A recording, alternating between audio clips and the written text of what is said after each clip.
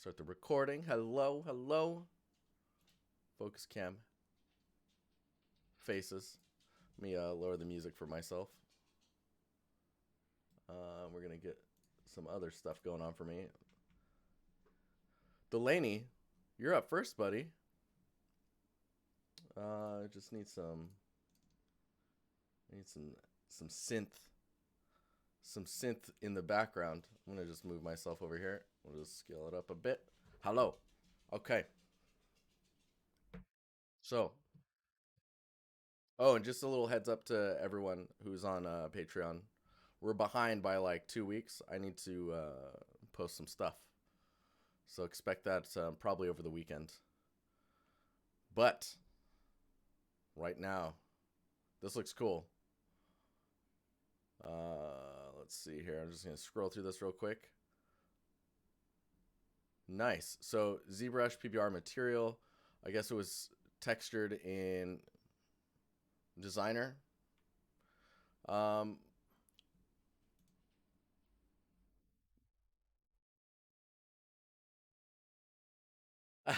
Casey, come on, man. um, yeah. So when we look at this material, I think the thing that sticks out to me the most is these really dark shadows. I think if you can get an ambient scene in there, or just get some bounce lighting to fill in those shadows, you're gonna get a much more realistic material. I'd be curious to actually see, like, when you show materials like this. I think it's really important to see the different channels, just to see how you're doing your albedo, where your colors are at, and it's just see where, like, dude, you guys are shots fired all the time. Casey's the one, he does it. But yeah, it's good to see albedo, and then it's also good to see your roughness and where those are at. Um, just so that we can get an understanding of what we're looking at. But when it comes to the presentation, I think it's these really dark areas and watching out for that stretching. I know there's some techniques to soften that transition. That way, the stretch doesn't happen so quickly. The stretch I'm talking about is this effect you got going right here. You might want to I don't know. I guess I'd need to see the height map to see if, like, if there's something you can do to in the height map to blur it a bit. My sound's okay again? Oh, thank God. That stuff's terrifying, Melissa. Beaky, how you doing? Good to see you. Hiya. Hello, hello. Uh, but yeah, other than that, I would say the background presentation with it being black, I would avoid that as well. Just get some gradients in there, just so that it's you're working with a little bit more. Maybe I can just to give you an example. Give me a second here. I'm just gonna make sure.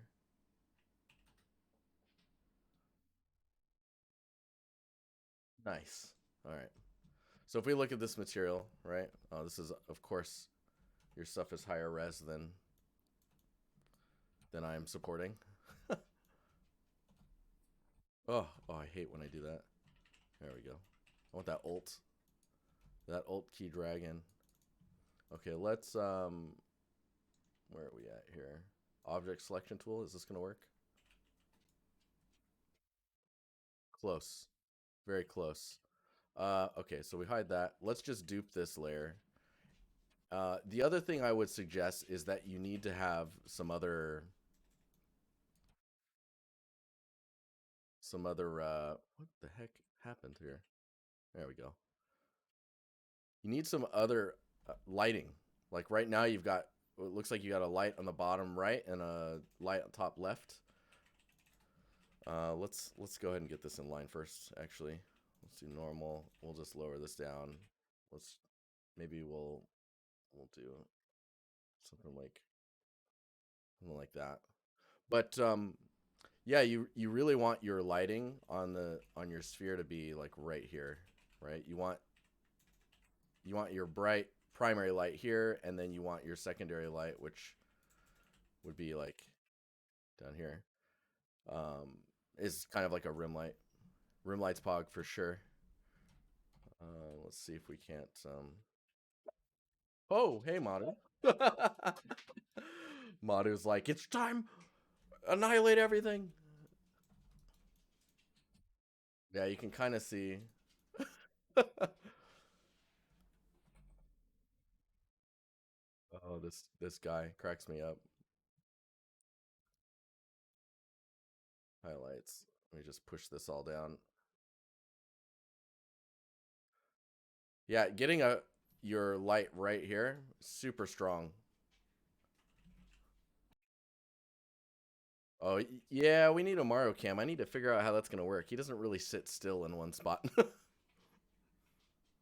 But you can see how, like, presentation-wise, this is just getting something back here. You could even, I don't know, you could put a rim or like a darkening of the edges here. If we really want to push that information down. Maybe we can just mask it, invert that, and then turn it up here. What is happening? Oh, I see what's happening. There we go. Just to, I don't know, it needs stuff, right?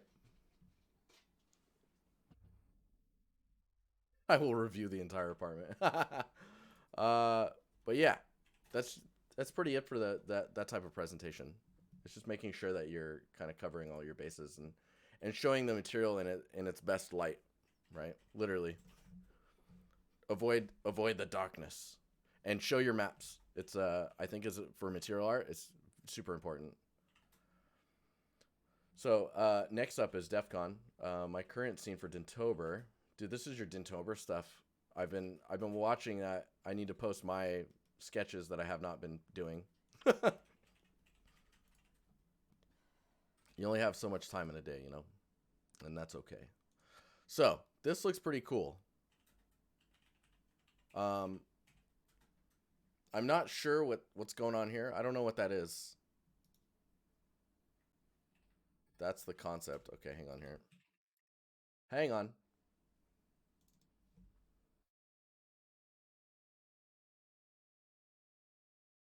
Oh, I have to log into Trello to view that DEF CON.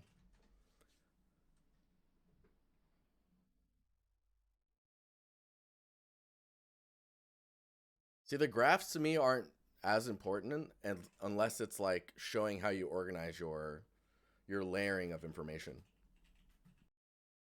But let's just grab this image. Just sent it on Discord. All right.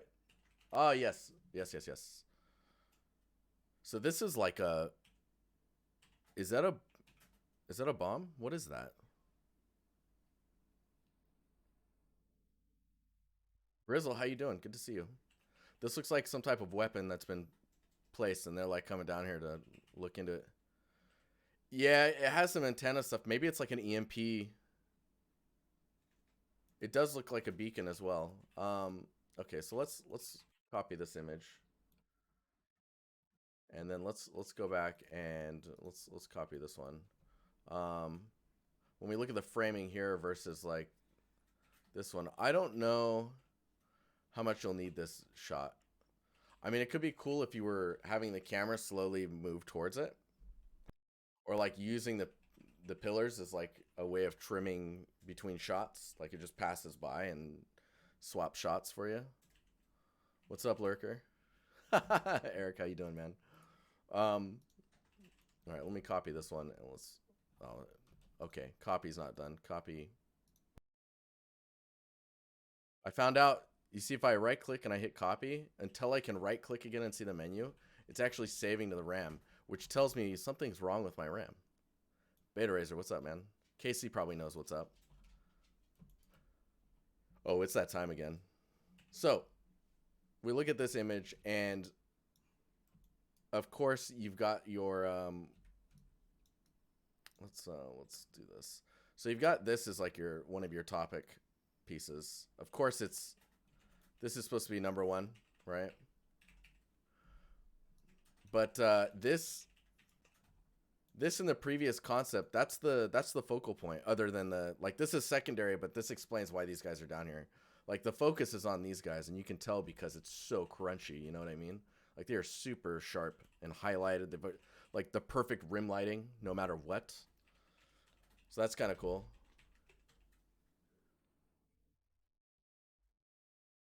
But like Polygon's saying, there's a lot of things competing for attention. In this image, you've got this and these guys. These guys first because of the way they're lit, and then it goes from you looking at this centered point here, and then this piece here, which I just realized that's a car. I didn't realize that was a car before. But when you look here, this pillar is in focus, whereas like this one's being used for framing, right? This one's cutting in a pretty interesting spot. So if we look at the frame here, you can see these guys are sitting right here in the grid, right? And then this one's sitting here, and then this one's actually cutting. Like if you were to take this square here, that one's sitting in the grid as well. Like I wonder if I can simulate. Man, I need some other tools. So if I take this, let's do that. Yeah, cool. It shows the lines more. So you can see the pillar here. When I do this again, you can see the pillar is actually sitting on that line inside of that grid, inside of that spot. So this is being used purely as framing, and here it's not being used like that, right? And because it's not, it's got lighting on it, so it draws your attention. I actually look at this first, and then the helicopter, and then whatever this thing is, which you've exaggerated quite a bit. And because it's hard to identify what it is, you don't know what it is. So you kind of get stuck there for a little longer because you're just focusing on it, right? There's some information up here which is just drawing your eye for no reason. Um, I'm not really a fan of the top of the beam clipping this line. I would just full commit to that line. Let me see if I can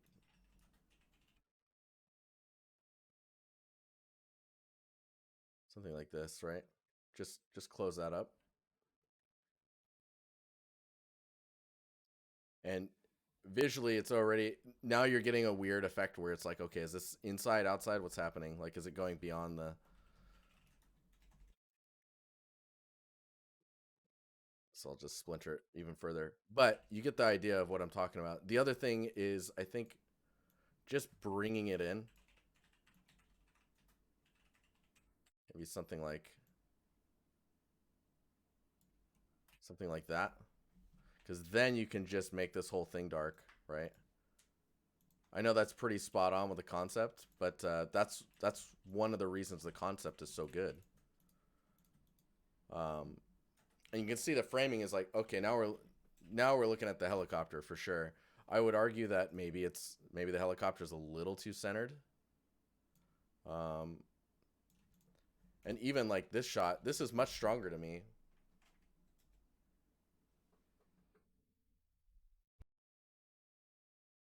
Like maybe this should even go.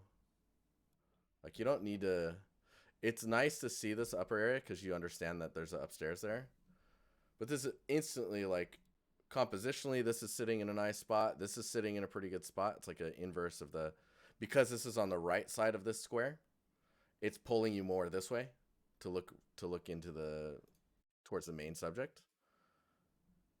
And look how much less you have to build now. You can really focus on the details in here. And like this shot is even closer to this shot now.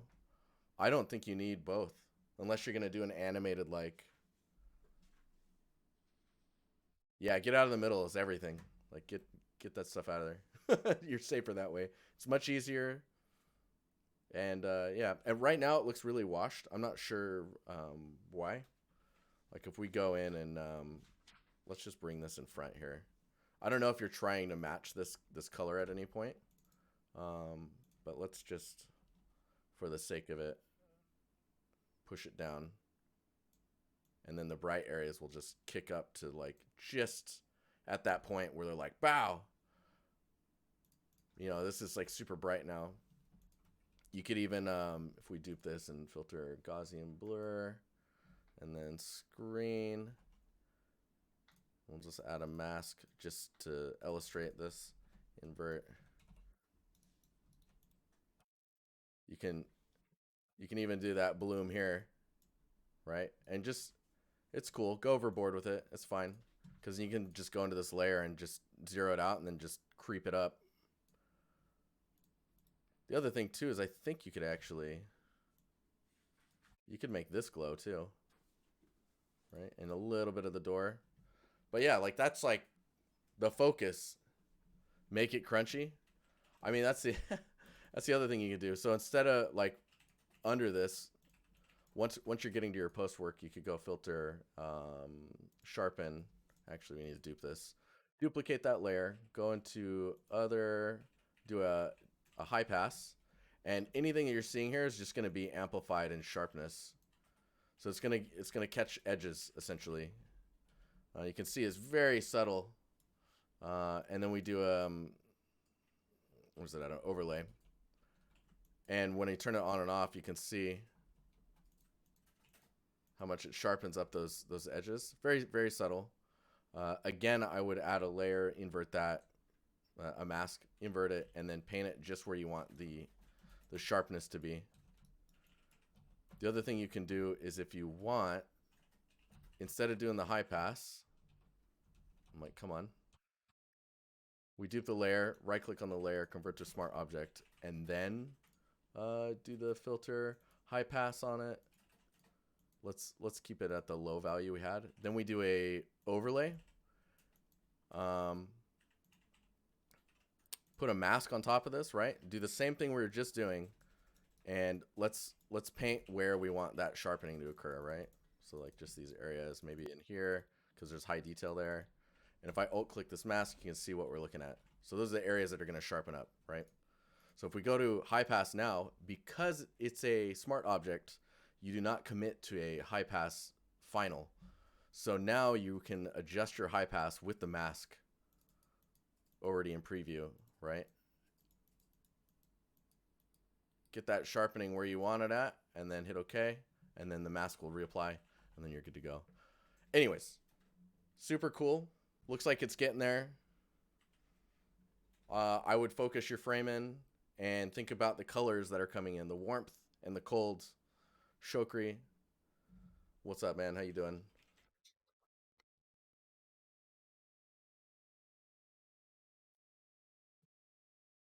Okay, let's keep going here. Dude, I don't know what's going on. I'm tired, but I'm getting into it. Getting into it, man. I like how foggy your stuff is, though, Defcon. Kizzle, what's up, man? So, okay, I got it. So I'd love some feedback from you on this for a reason. A lot of work went into the scene. Actually created an entire course already. Yes, let's check this out. Oh, my eyeballs. Okay, so Secret Garden Blender course, super nice. Presentation here is all right. I mean, the framing here is a little. Let me look at this. So if I look at this by itself, it's very weird to me how low all the text is. Right, it should go up more. So this is almost a critique on presentation as well. um, this is great that you've included some of the screens for the how it's all set up and each of the stages of the course. Let's see what else we got here. So this image is not, it's showing all of your foliage pretty well. I don't know if like I created a scene in cooperation with learning tutorial platform Wingfox. Nice. Our goal is to create a course that aims at rendering a nature scene inside Blender. So there's a lot of, so you're looking at Blender cycles, working with shaders, theory and ideas, setting up Blender cycles for faster rendering. So did you create any of this, the foliage and stuff like that? Because one of the things I want to comment on is the readability of this scene.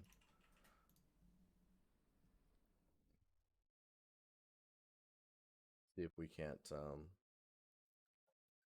Did I copy it? Yeah, I did. Oh man, it's super high res too. Let's go. By super high res, I mean 1080. What am I doing? Uh, Foliage is mainly done by me, except for some grass from Grasswald. Oh yeah, nice. Let's see here. Okay, so right now everything is very hard to look at because everything looks very on the same plane. that makes sense. We need to do this. Hello. Hey. Okay. So when we're looking at this scene, everything's very much on the same plane. I'm gonna see if I can. I don't know if this. No, this is not gonna. Holy, that's impressive. Okay. Um. So I'm just gonna separate out a few elements that I'm looking at. Right. Let's see if we can grab that background there. Oh, hang on here. Okay. Impressive. Oh, I keep selecting the wrong layer. I have no idea if this is. Let's see here. Ah, that's a little rough, but it's okay. It's a good start. We'll paste that one. And then the backdrop, I suppose back here. I don't know if that's going to even select. Probably not. That's a little confusing. This is another thing that's really good about just understanding what we're trying to look at here, right? Because if this is having a hard time figuring it out, then there might be something to that. Okay, so let's grab this tree on the left. Let's bring that down a bit more. Right now, everything's kind of washed. We're going to this piece. We're gonna merge it with this one. Of course, I didn't get any of the details in there, but that's okay. We're gonna grab this one as well, and the other one. So we're kind of getting the backdrop, right? Let's go ahead and take that backdrop and wash that out, just to kind of force it back a bit, right? Maybe we can. Let's see here. No, can do something like this, and then we can go in and erase some of this detail here. Basically, what we're just trying to do is separate out the elements, right? So you can get this foliage to pop a whole lot more. I'm doing this with a mouse, by the way, because I'm too lazy to get the tablet out and get that all going. That mouse control. So instantly, things are popping a whole lot more, and because of how bright it is back there now, I think this actually up here is feeling weird. See if I can't. Let's go with those highlights. Whoa, hello. Let's pop that up just a bit. And even so, I feel like there's a lot of, there we go. So yes, much easier to read, I think. Just trying to get those layers kind of broken out. If we just paste this on top, you can see the, now you can really appreciate the assets that are there, right? And understand which elements are closer to you versus further. I would say the backdrop's a little intense. Maybe we can, let's try. Let me see what happens if we, yeah, so if we do that, maybe we do this a bit. There we go. It's still pushed back a bit, which is nice.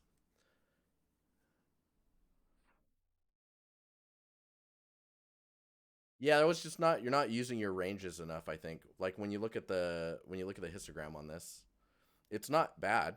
The curve is quite nice. It just needs to be somewhere around here. So you, like when I move that over,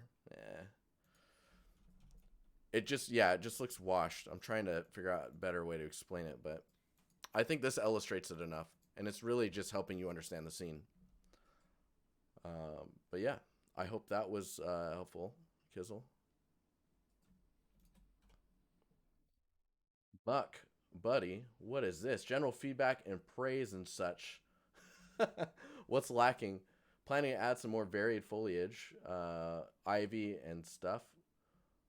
Also, some of the assets are like 25%, like the windmill. Let's check it out. Oh, dude, this already looks pretty cool.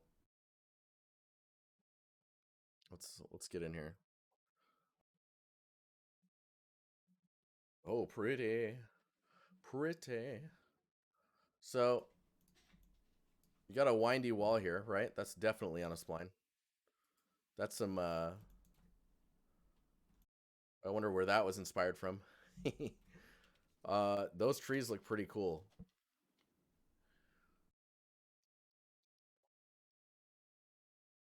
In shadow, they're holding up quite well. Also, I think let's zoom in here. So where they kind of break down, I guess, is in the when they all kind of merge together.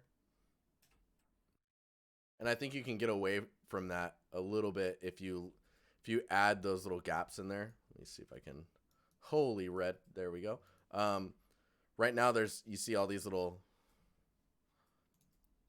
gaps in here, right? If it went in just a little bit further, maybe a few more. Like I can see there's some. Just adding a few more in there just to kind of hide that geometry. Oop, I think it'd be a little bit further along. You also want to watch out for the ones on the outside here, mainly because they're going to be hard to. They break the illusion really easily, right?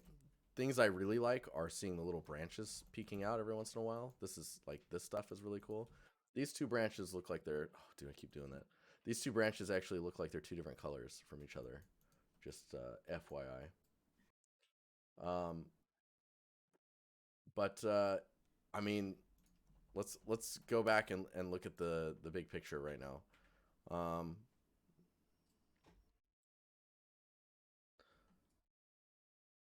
let's see here.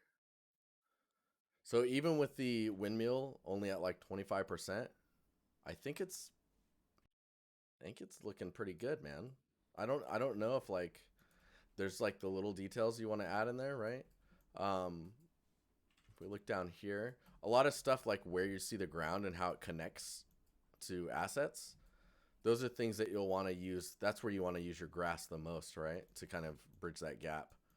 And I mean, stylistically speaking, it looks pretty cool. I would say this is a little too like jungle green, I guess, when you're transitioning to this color. I'm imagining that all this grass is being controlled. Oh man, this here looks pretty cool. It's all being controlled based on what you're painting, right? Uh, this has a direction to it as well. Is this like a terrain projected spline? Muck, that's just one tree. Oh man, dude, just adding virtual textures, yeah, cool. Just getting one more tree in there will do you wonders. Decals on the cobbles. Cool. Yeah, I think it's really about okay, what's the frame here? Right now it's very the aspect ratio is odd to me. It's very square, right? We just do this. Oh, come on. We just can we just and that I mean maybe that's fine. I don't know how much you need to see of this bottom area because there's not a whole lot being told here other than the top of that stump. And maybe that can go over here. But bringing this up, I like the amount of space you have here, right here. You don't like these dark leaves? Really? I mean, I don't mind them.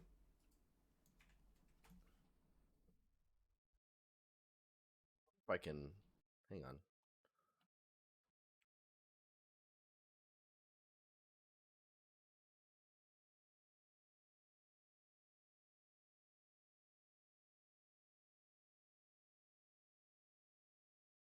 I mean, there's not a. I'm pulling at strings here trying to get this one working. Um, that's really interesting that you don't like that. I mean, I see the maybe it's because stylistically it's just kind of separated a bit. But I think if you were to get a little bit more of it, let me see if I can just. If you were to get more on the side here, right? Maybe that would help. And then a little bit here also. Of course, that's not going to work, but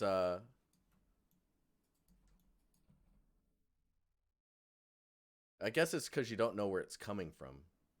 I mean, you understand that it's a tree. This reminds you of The Witness. But I agree with the framing of it because like what you'll look at is so you've got darkening here, and you also have some of your darkest areas are gonna is here as well, right? So it's like this balance. Um, I would maybe I would maybe make this shot. This sounds crazy. I would make this shot maybe that much wider and move this. Oh, I'd move this like here, just so that just so you've got some room between that and the windmill. You know? Do you see what I'm saying?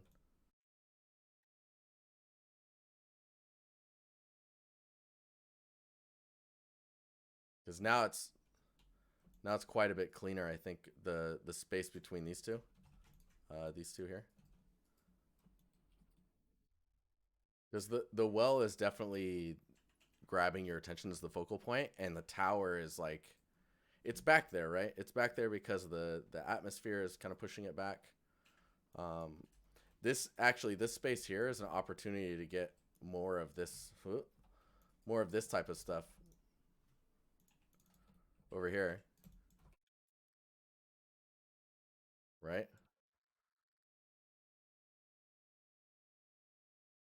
Of course, you don't want the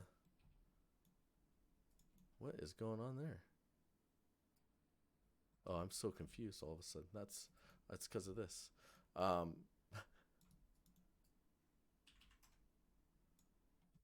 but yeah, see, moving this over does a whole lot, and of course, like framing this all, I like the idea that there's either a fence here or a natural line where it's like you've got this natural line of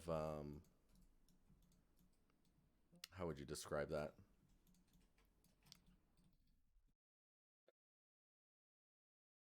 It's part of the framing, of course, but like this this line here could be bushes. Like you've got some bush looking plants back here.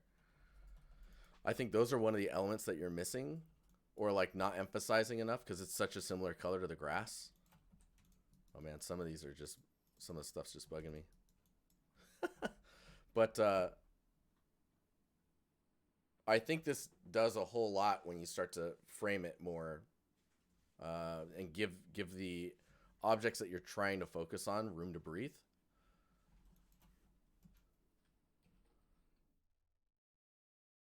The well could have a bit more shadow on it. Yeah, if there was some leaf shadow. I mean, I think the focus to me it feels like the focus is the well.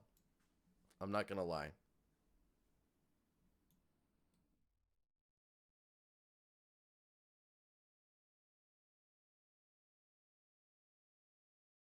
The focus is the well right now, but giving the tower some room, I mean, you can push the focus pretty easily.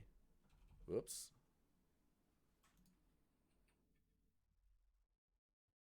Okay. I'm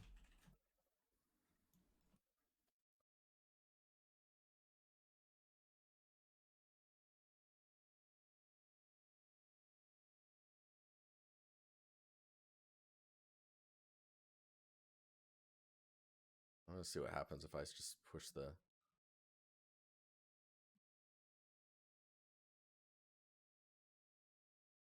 just gonna hide that line there. We need to desaturate that as well because of what I did.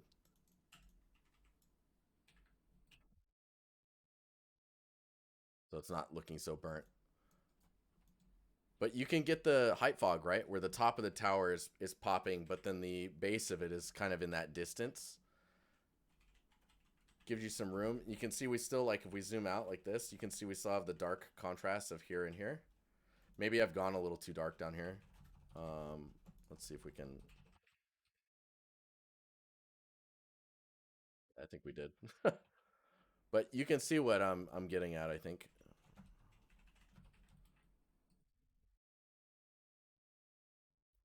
Maybe it's mid-tones I should be pushing down. Shadows. Yeah, there we go.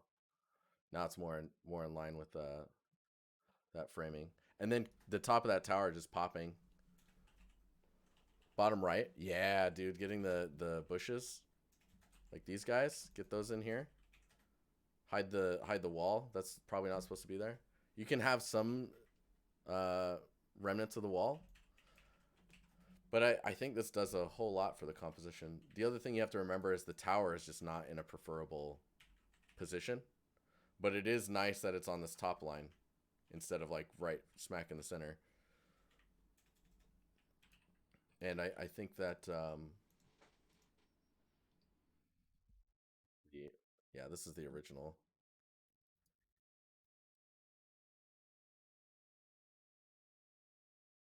So do this. You can see how much giving it that room, right? It's in the center by Fibonacci though. Yeah, yeah, true.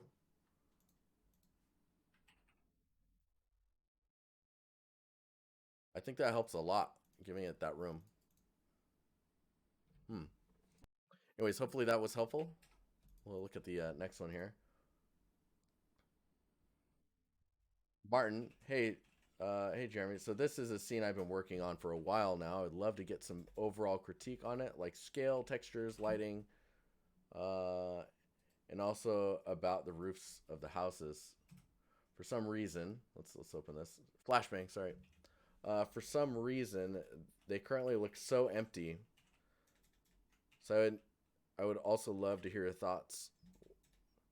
There's still quite a lot that will be added, like pipes and bridges around the trees and some more and much more. Okay, let's look at this. So, hmm, no problem. This dude, that scene's looking cool, by the way. Okay,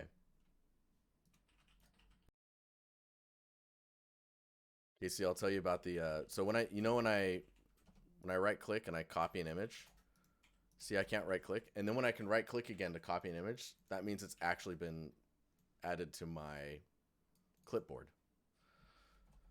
So I'm assuming that means my RAM is writing really slowly for whatever reason. That's my assumption, anyways.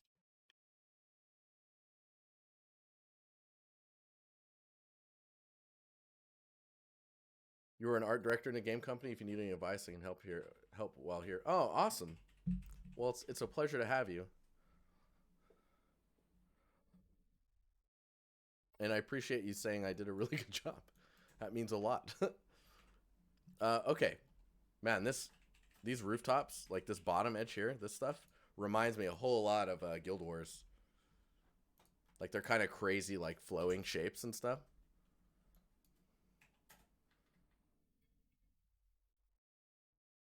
Oh, Vaughn, dude, thanks. I think the sky saturation is really low compared to the lighting is seen in atmosphere, making it more blue. Could also add more focus on to that middle. Talking about Muxine. Oh yeah. Mm. Um. Okay. So first, compositionally, what are we focusing on? Right? Is it the rocks or what are these supposed to be? Right? Um. Whatever these are supposed to be, I'm getting a rock vibe from it, but I could be very wrong. Uh, they're like front and center, even though they're not centered. They're like right here. They're like, hey, look at me, right? So this probably needs to go more here, right? And this one could probably just go here, like this type of shape language going on. This should be in the foreground actually. Oh, yeah, that changes a lot. Yeah, basically, I mean, I don't know why these are here. They're all they're doing is blocking the view, and I don't know why rocks would be this high up, right? Unless they're like you're like really high up with like next to a cliff or something. So these are all built in the trees. It looks like, and right off of the bat, the stuff I like I was saying earlier, is this stuff. That's really interesting.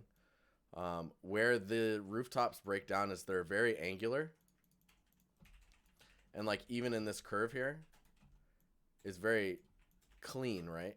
So it kind of goes away from the shape language you're doing here. I would look at references of roofs and see like what they're doing here and what they're doing up here, because I think that's where it's breaking down the most. Next up is like understanding this kind of mossy looking stuff that's growing. A lot of the times those are going to collect up and happen around these areas, right? Just being the little crevices, and kind of maybe if they do, they would expand from there. And even while expanding, they're going to kind of add the drip. You got some lines here. They're going to build up on that and then drip some more. So there's a lot of dripping that's missing, or like kind of that clinging to elements that are easy to like have stuff build up and gather. They're missing out there.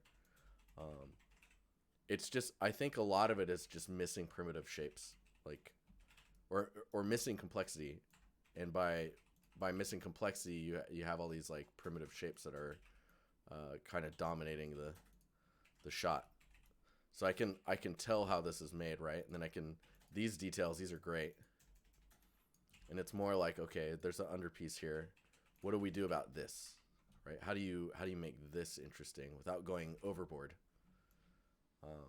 And that could be as easy as taking some of these and just expanding them up a little bit. Like maybe, let's say this one. You can see, like just doing that, you get some height break there. It could be like taking this whole top area and adding an upper piece, right? And in that upper piece, you add like a little shadow there, just to kind of do that. And then you start to get structural understanding. Detailed roof beams like this. Oh, what do we got going on here? Let me see.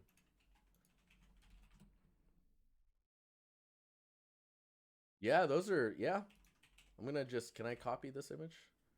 Copy image. Looks like it copied. There we go. So when you look at this, there's definitely, there's things that are being done in order to alleviate that issue, right? These top details. They're definitely a style as well. There's like a specific look that's going on. Like see how this line goes all the way down and pulls off on the edge there? And then you got these coming out, and then this upper line. Just doing that type of stuff is gonna work wonders for like understanding what's happening with your building's design, right? So you can see like even from back here now, all of a sudden it's got some logic to it, and that's also a perfect opportunity to be adding that kind of greenish gunky stuff that's building up and kind of mossy growing details. And then let's just like overlay, and you can see now it's even more grounded, right? So it does that algae is just growing and building up.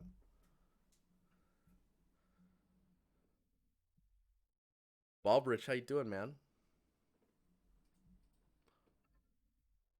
Yeah, you need that door for sure. Let's get a door in there. Oh man, it's difficult to eye drop, and then, oh wait a minute. That's why. I'm like, why is it so much darker? What is happening? And then when we look at the lighting, right? You've got this warm light, but it's very dark by comparison. It's still, everything's very like pushed down, right? And thinking about like, okay, what can you do with that lighting? You can do a whole bunch. You can do a ton of stuff with that. Lighting is your friend. Let's see here. I'm just gonna mask this out just to simplify some stuff. Let's eye drop from this. So if we grab that, you can see when I grab that eye drop, you see how dark that is, right? It needs to be probably a little bit brighter, maybe more saturated, but you can see like if we do this, all of a sudden Oh, okay, there's lighting in there. There's something happening. It might be a little extreme, but you get a sense for like the space, right? And maybe that light carries across oh, carries across this, and a little bit of rim light there. It's just getting those details and starting to push them and like design around the lighting a bit more. And like this side's really dark. This actually to me feels like it's supposed to be the focal point. So I think if you were to take this building and just like scale it up like this, maybe put it somewhere around here, and then you've got your rocks, right? But then you have this building. Let's just do this. This building I would probably take and push more over here, just as a guess. And you really want to just focus on this and then describe everything that's going on here. Like, what is this entrance? What is this building? Is it more important? Like, this entrance looks like it's more important than every other building that's here, right? Some of these rounder buildings, I'm not sure how they're connected to the tree. Um, it would be nice, would be, would nice, if there was either some branches or knots or something that described how the tree, like I don't see any branches at all, or like ways for this culture to control the branches. So those details to look out for. And yeah, don't forget to think about this bottom half as well. This is a quick work I did with some game company clients. Oh, dude. Okay, hang on here.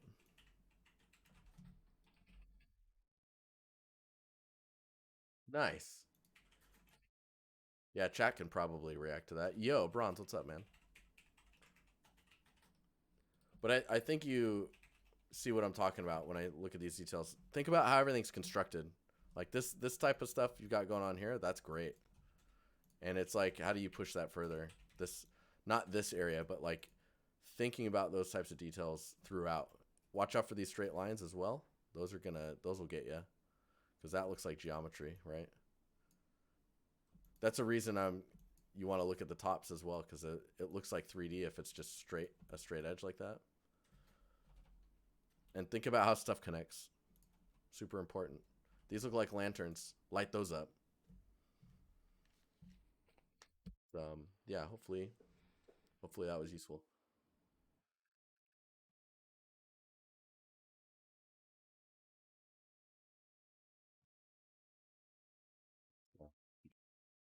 Let's keep trucking along here.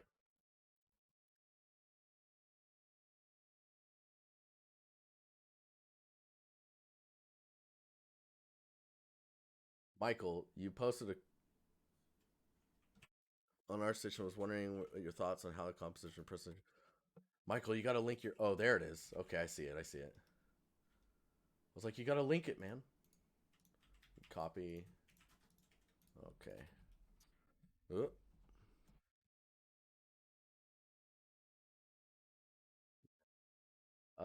There are going to be two videos, a lot more angles. So there's still a lot of things that I need to add.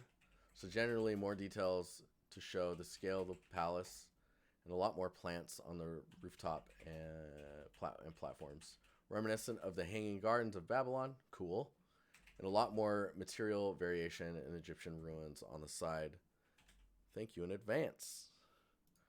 I mean, this looks pretty cool. This looks pretty cool. There's definitely, I would make like a kit of like three medium rocks.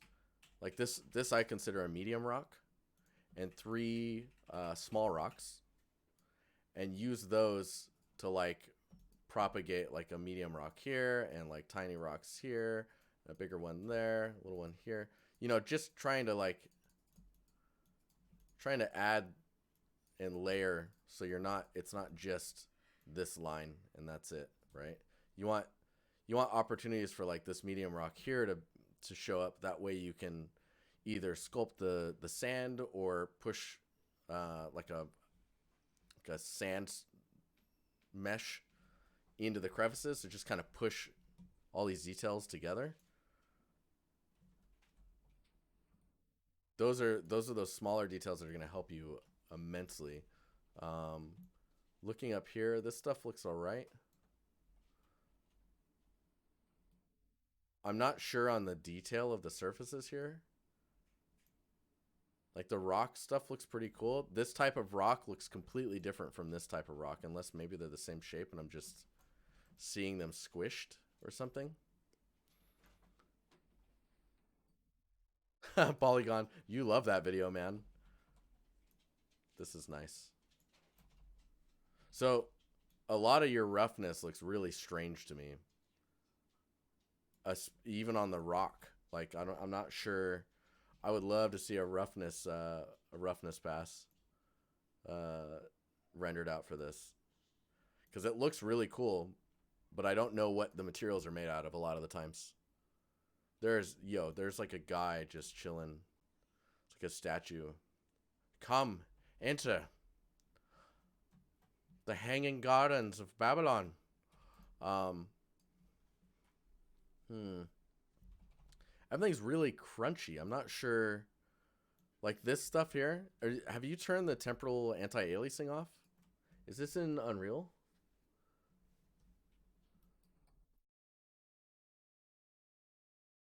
Yeah, it needs AA, I think.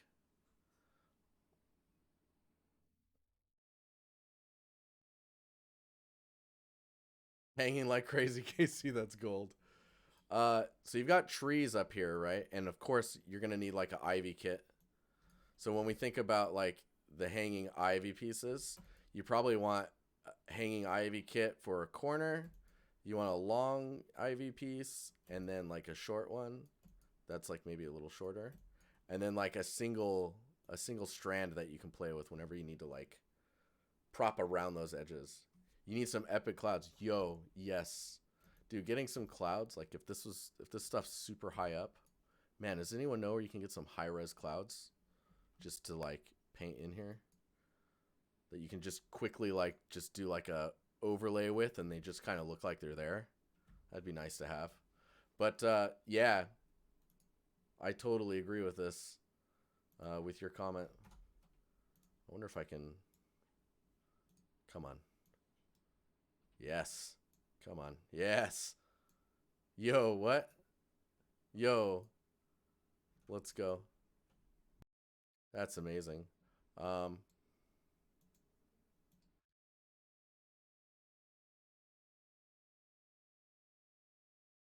Man, this is crazy. I'm still not used to this tool. It's like really kind of impressive in some ways.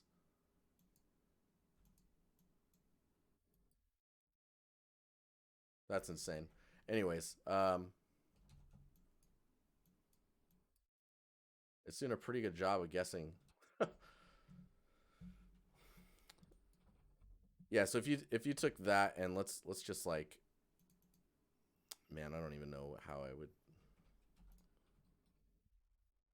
Let's just let's put some clouds like way up here, right? And then we'll use this as a mask. Oh wait, did I paint it on that? No. Let's do this. Then we'll mask this. We'll do that. Yeah, it kind of works. Maybe you need a little bit of this to be erased. Because light's interesting like that. Really bright points will pass through the atmosphere, right to your eye, right? And so these like brighter areas can kind of pierce the clouds and whatnot. That's why you can see snow like super bright or like sparkling at like a far distance, is because the brightness of that point passes through all the atmosphere. While the shadows, that's quite low light. That's just going to be pushed down by the atmosphere. So by the time it gets to you, it's such a low strength.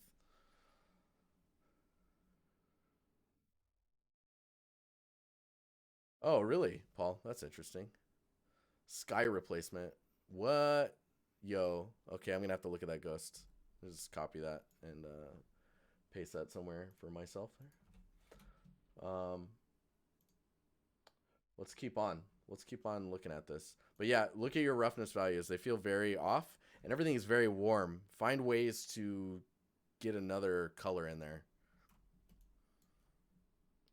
I mean, I think the green could really like pop away from that warmth. So keep that in mind. Let's see. Raditz. Raditz. Is it Raditz? Is that how I is that how that works?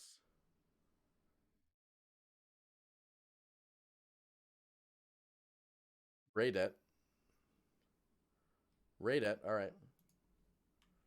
Let's take a look. Let's take a gander. Oh, wait a minute. Copy. Wow, that's so weird. I've confirmed it. I've confirmed it now. The copy is lazy. What is that line? There's a line here. I'm not sure what that is. Anyways, you see it. There's a hammer floating or falling. Let's see what else we got going on here. Would love some feedback on composition of lighting, basic lighting. Supposed to be an archaeologist's outpost for local surveys. Want the environment to bring the player in and look for notes, clues, kind of a mist riven vibe. Ooh, man, I love those games.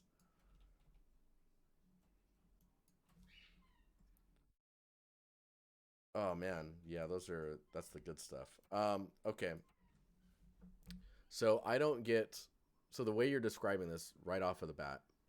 So it's supposed to be an archaeologist outpost, right? For local surveys. So I don't get the feeling of outpost. I guess because in my mind the description of an outpost seems to be more of like something small that's off to the side, like outside somewhere, right? Maybe they're in a tent or like a temporary structure. It needs to look like it's more of a like. I take it this is a fire. This is supposed to keep the room pretty warm. Um, what Shokri is saying in chat? Books, more books, and artifacts. So yes, you want tons of books. You want artifacts. Internal scale, yes, I would agree. Internal scale feels a little off. Um, I would measure some things and start like really understanding. Okay, what's the table height? What else is going to be on the walls? Right? Artifacts, maybe some masks, some stuff like that. What type of artifacts are we talking about? What is this like a archaeologist? What part of the world? What type of archaeologists are they specializing in? Those are the things that can really fill the scene up, right? I assume there was going to be a rug down here. There's a fire here. I think that box is maybe holding wood, but I would just lay some wood out off to the side and just look at what do other people put around their little fire heater, right? Is there a little mat here? Where's the tools to like poke the wood and get those embers? Because you know we like to play with fire. We're weird like that. Just understanding the space, describing like what type of archaeology they're into, what cultures they're digging up all the time. Um, there's a weird seam that's going on here. It looks like it's just an opening in the ceiling, which this might be a seam as well. I'm not sure. It ends abruptly, which is a little strange. But yes, look at scale. Right now it's looking a little stylized, but I look at scale, think about all the props you're going to want, and I would just block out all the props you're thinking of having and use those blockouts to build your composition because that'll tell you everything. You don't even have to focus on the art at that point. You're just using your blockouts to like understand the composition and see what you really need for the scene overall. Yeah, this it's looking pretty cool though. It definitely needs the things, you know. It feels like it needs something here, maybe something up here. The little tools for the. I would I would spend some time in either Miro or PureRef and just gather up as much references as you can. Even do what they like screen grabs of what they've done in film, um, of archaeologists and just all the stuff. Like, where's all the maps and the? I think a modern archaeologist would have a computer and some electronic equipment, but maybe that's not the type of archaeologist you're looking for. Looks like early 20th century. Shokri would recommend Sutton Ho artifact. Uh, is it Ho or Who? Who? Let's see here.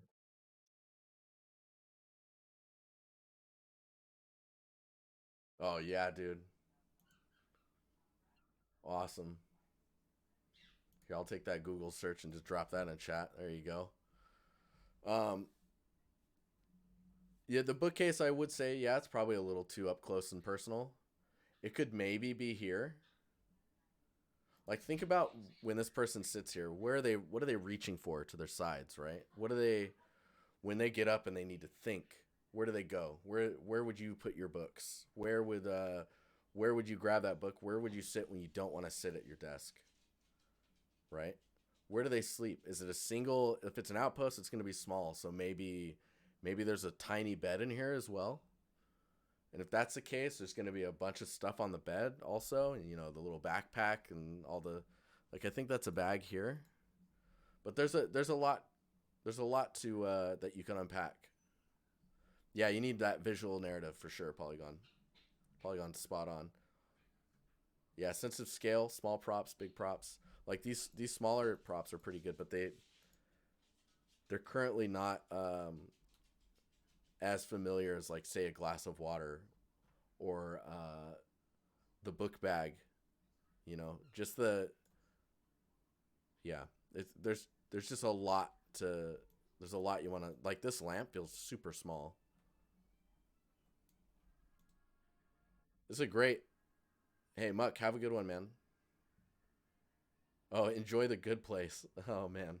But there's a lot that you could do with this space, right? You could put masks up here. Think about the wallpaper. What type of place is this? There's a lot of things you can answer with that. Yeah, giant map. Oh, that'd be cool. But yeah, hopefully that was helpful. This also, just this book bookcase next to the. This is super close. That stresses me out. And watch the scale for sure. But yes, it's a good start. Let's see here. Okay, Adam, bronze gear. Hey, I'm currently working on composition and base lighting before starting on the rest of the props and materials. Just finished the floor material today based on the concept. Let's see. Okay, so, oh, wait a minute. Oh, I see, I see. Okay, so concept, right? So wait, you're basing it off of.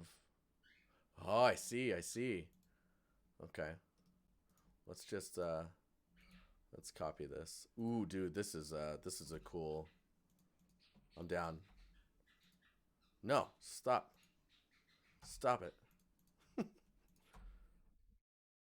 Okay, man, I love concepts like this because it's so, like, a matter of fact. It's like, these are the details. This is where it's at. This is how it looks. You know, good stuff. Okay, then we got this. Copy this. Potion bottles, yo. Let me make sure this is copied. Yes. Okay. So I'm already digging the presentation here. Um, I'm just gonna put this. Can we, like, hang on here? Artboard.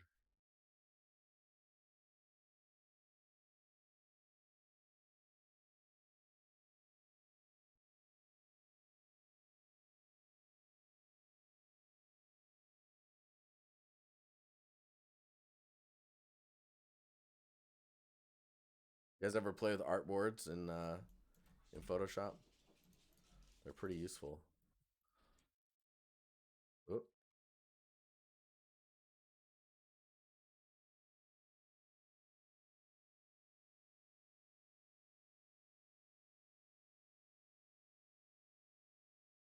Make them gray my eyes. I'm sorry.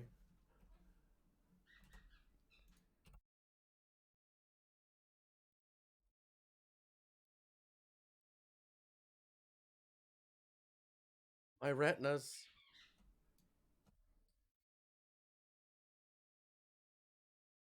Okay. So,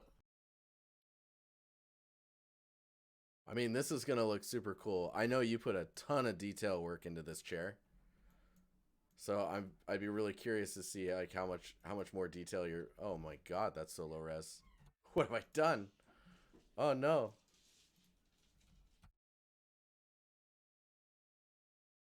We're just grabbing it. There we go. Okay. So when we look at this chair, dude, that's awesome. So this is, I mean, it's already looking pretty good. You've blocked out all your elements. You've even got the little pot thing there, or whatever this thing is. Um,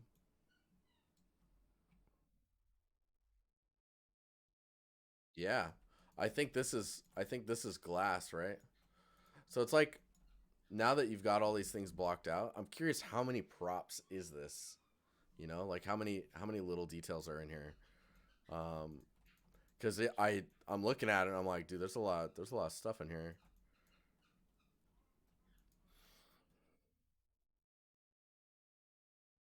All the props, 5 different flasks, different books. So try and stick with 3 when you have to make these variations, just because a lot of the times you can use 3, and that's enough to have like the breakup, right? Um, I think this looks like you're on the right track. Don't hesitate to take things like this, and even though these are all flush against the wall, to just grab it and just tilt it like 1 degree, just a little bit, right? So it's like it's rotated away, or yeah. Think about how this is attached to the ground. This edge here, I think about this. Maybe you don't have to right now, uh, but I would think about if you're gonna do that slice away, I always love to see like, okay, this is how thick the wood flooring is, and then it goes to concrete, and then what's in that concrete, like that gets cut away. You see like metal metal insets or details that just help you describe how the floor is built. Just has to be like 2 3 layers of stuff, right? And that'll automatically kind of just fill in the gaps. Um, hmm. Doorway. What's the doorway look like? Oh no, there is no doorway. Wait. Oh, is it because there's wait?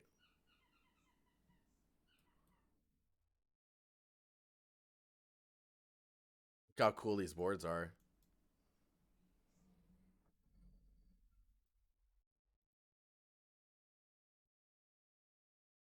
Maybe use geocars where it breaks off. Yeah. I mean, I'd just go in and like freaking go for gold. Um, we're just gonna make this. This is not working at all. It's like we're gonna make this easy on our eyes. Nope, I was wrong. F. We're going down in brightness. There we go. Okay.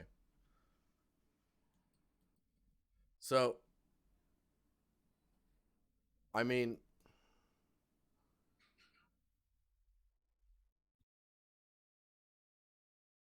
okay, I got an idea. And I'm blind. I got an idea. Okay, so instead of the doorway being here, just finish this wall, right? Move this wall to like right here.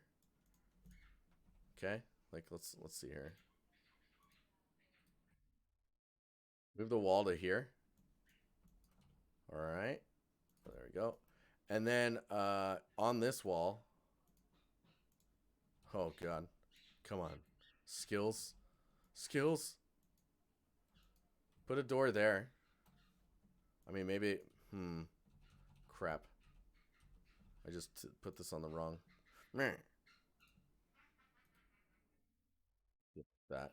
Because if you can put the doorway here, right? Then you could cut this away. Okay. I'm thinking through this. you could cut you could cut that away, and then under the door you could then have the little slit of light that goes out into nothing, and then this room is just dark.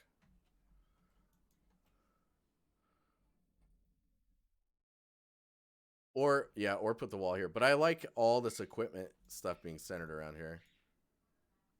If you needed to put the door anywhere, I'd probably take all this stuff and just move it here and then put the door here. But don't worry about it too much. Does it need a door? Maybe not.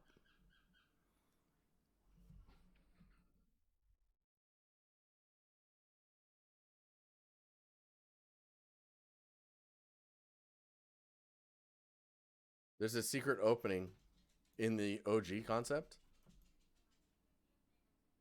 Oh, it's right here. What? It's right. This opens up. This stairwell goes behind the. Oh, that's creepy.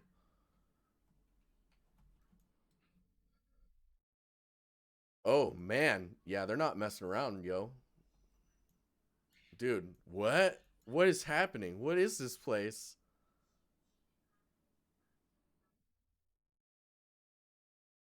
That's my dentist. I need to go to the dentist. Don't tell me this, man. Who the hell is this doctor? Uh, Overall, though, I think this is looking pretty cool. You need maybe that hanging light that's like super bright, to get those highlights on here. Um,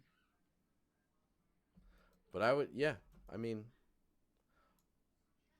don't hesitate to go into the darkness. You know what I mean? Like if you needed to, you could do here.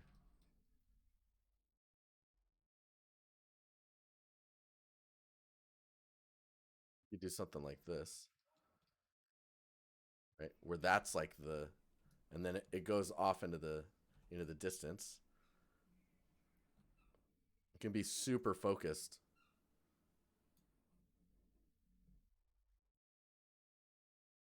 I was born in it. uh, it's looking cool though. I can't wait to see the props as they start coming together. Man, there's hang on here. Joyful, you don't have a freaking community tag? What's going on here? I need to every time you guys post stuff in here, you get community because you're going out there. Would love to get some feedback. Let's. Oh my god, my eyeballs. Oh no. Oh jeez. Let's just. There we go. Let's go. Okay. Ooh, this looks nice. Look at that sticker. Yo. Dude, this is awesome.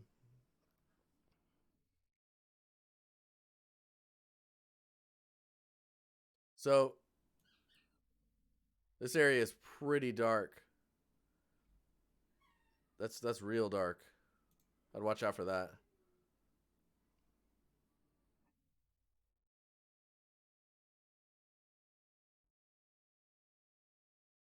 You have that sticker, Joyful? Wait, did you order stickers? This asset looks great. There's a lot of like details that are just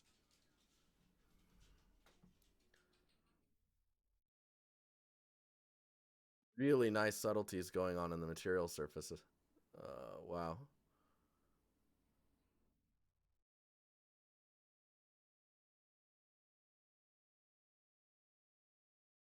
I'm not sure. Hang on. I'm not sure what this material is. It looks pretty cool, pretty worn. Oh man, there's some nice aging going on here. I think this bevel looks a little strange. I'm just laughing because the stickers there, man. That's so crazy to me. Those grease marks are on point. It's definitely it's seen some aging. Huh. Yeah, see right here, lighting looks all right.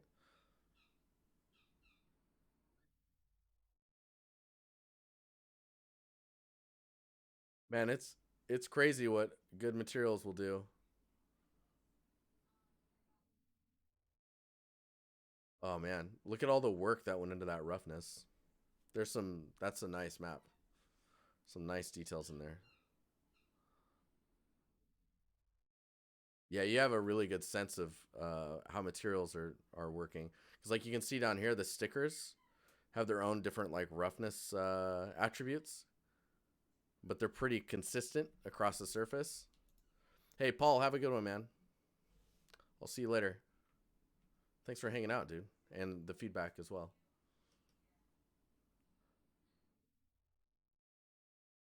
I mean, poly count wise, it's pretty high.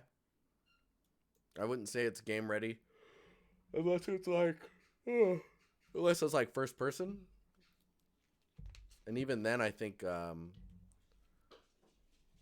the it could probably be what's the poly count of this?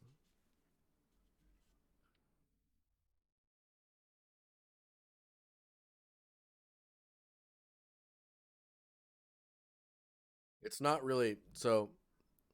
I wouldn't say it's low poly, and I wouldn't say it's game ready, just because the way that you're utilizing the geometry wouldn't we wouldn't push those types of those details. I think it's like 5K. I think for an asset like this at first person, it would probably be 5K, but it would mostly be around here, unless like in first person you're seeing it and they're like moving the lens around and you're looking at it.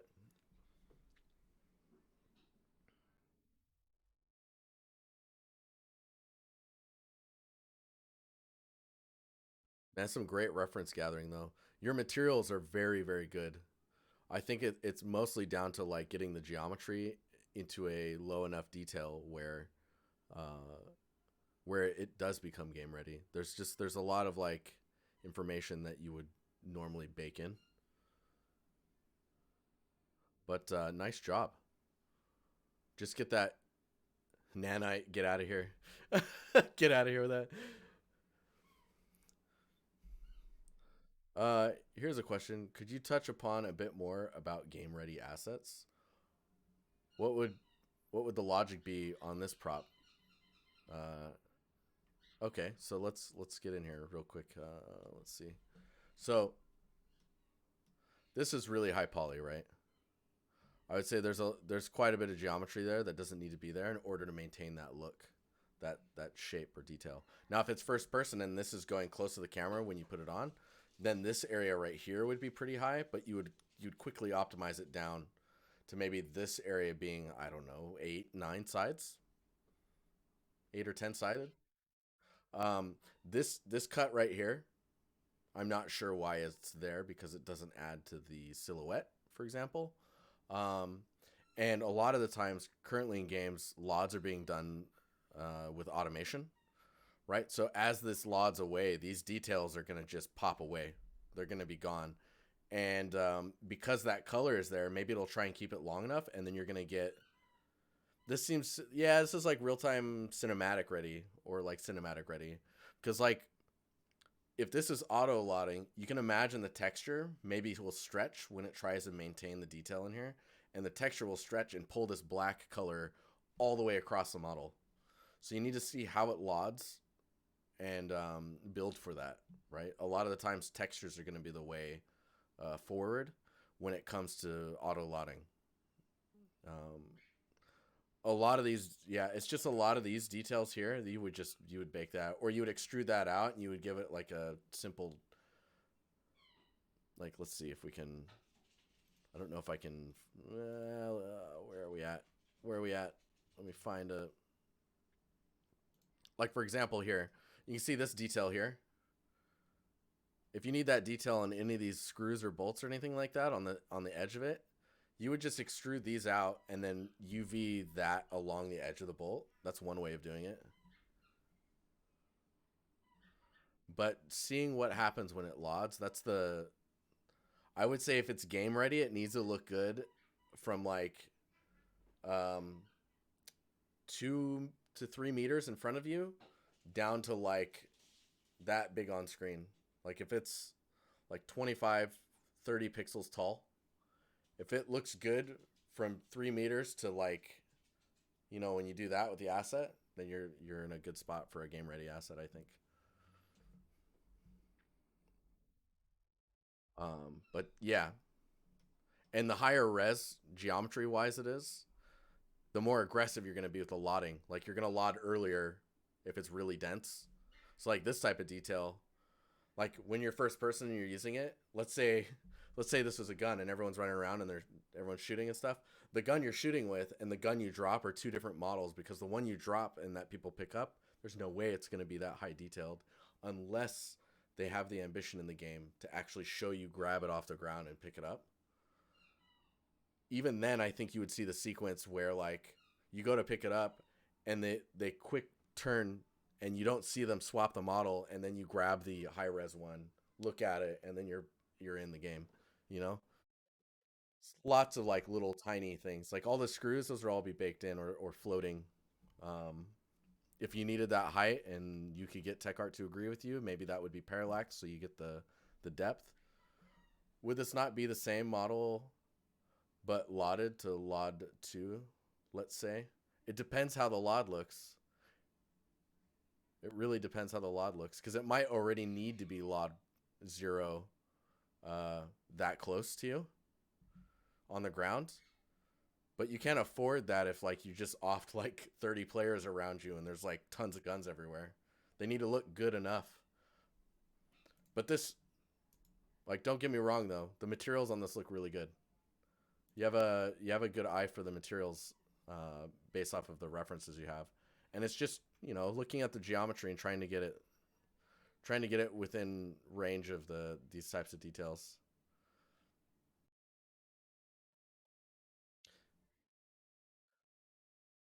500 to 800 polys. I mean, see, it also like Polygon would always say it depends, right? It depends what the asset's being used for. This fidelity might be required if you're in VR, right? Because maybe you pick it up and you're actually looking at it. Who knows?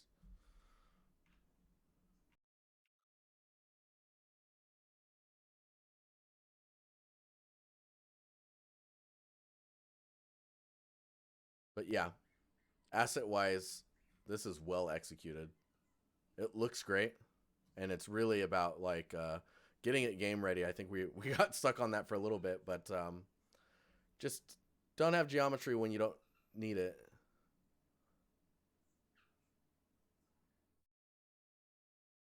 Joy, no problem. I look forward to our chat as well. Um, cool. Okay, let's where are we at? Where are we at now? Discord. Salvador. Oh, visual. Yo. This was done a couple months ago, but would appreciate some critiques. Let's go.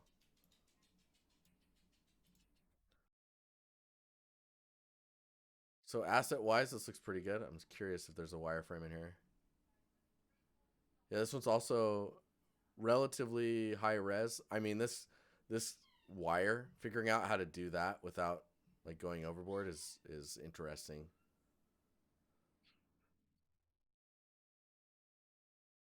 Um, cat cat kitsu. So, or you just don't show topology. So I will tell you that I know a prop lead who would ask for the wireframe. If you don't post it and you get far enough where it's like, hey, in the interview, do you have a wireframe of that? And if you can't show it, he'll be like, all right, well, when we're done with the interview, here's my email. Send me the wireframes.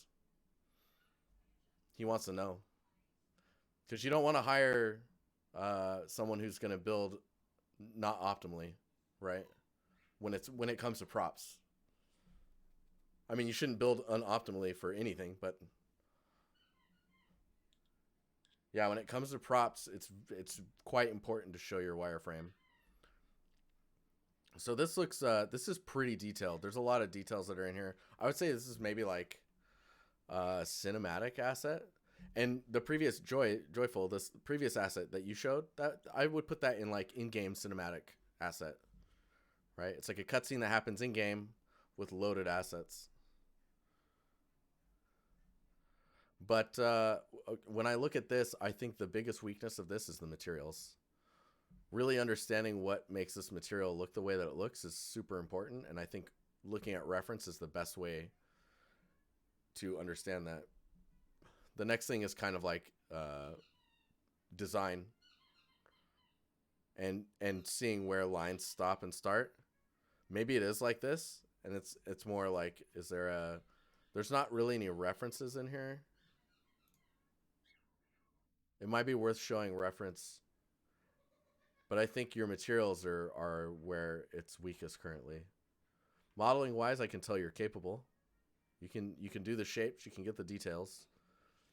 You can texture. It's not realistic. It's not PBR. Like this doesn't feel bright. I don't know what this type of material is. I'm pretty sure this is a plastic. This is like a rubbery material. The detail, like the aging and wearing on here, like this metal looks like it's just got like a detail normal that's not tiling very high. So I'm not sure what. I know that's a metal, but what type of metal? You know, what type of radio is this? Military radio kit. Oh, I know Ryan. Yeah, cool. But it's push those materials. I would take this asset and you will expand your skill set and your portfolio so far if all you do is take this asset and just sit there and understand materials. Like figure out what makes those materials read the way that they do in real life. Casey, have a good evening, man. I'll message you about my copy paste situation because I don't know what's going on there. You keep at it as well. Enjoy the rest. But it's yeah, if you can take this asset and just kind of just go for it, just focus on those materials, understand the surfaces, and just get them to look as close to real as possible. And I think you'll expand yourself quite a bit. You guys hear Madu? He's having the best time ever right now at Fuzel's expense. um, but I mean, cool asset. It's a great asset for practicing like hard surface and stuff. Uh, I would look online and see how games are. See if there's any games that have this detail in there. See how they're doing it. Oh, that's a Aquarius. That's a great point to look at. Is the table is actually quite detailed, and your shadows are very dark as well. So I don't know. You've actually got two shadows, I think. No, yeah. There's a shadow coming from this cable, which is here. Okay, no, maybe it's one shadow. But yeah, the table is definitely pulling for distraction. Like it wants you to look at it. Whereas like you could really diffuse the hell out of this one as far as like roughness goes and just get the focus on the radio. It kind of looks like a scan, doesn't it? I don't know though. Either way, keep at it. I can see the possibilities here. It's just understanding materials and getting that texture going. Let's see. Perrin the Smith. Some work in progress materials. Would love to get some feedback on them. Let's go. Blind. Are you blind? Okay. So right off the bat, I really like this one, just because the rust is in there. It gets that character, going. Wherever the bolts are, you get that rust drip. If you've got rust going down this long, there's got to be some pretty long ones where the bolts are. But that material looks pretty cool. It's got a good wobble to it. It's pretty simple material. Um, The scratches feel maybe a little forced.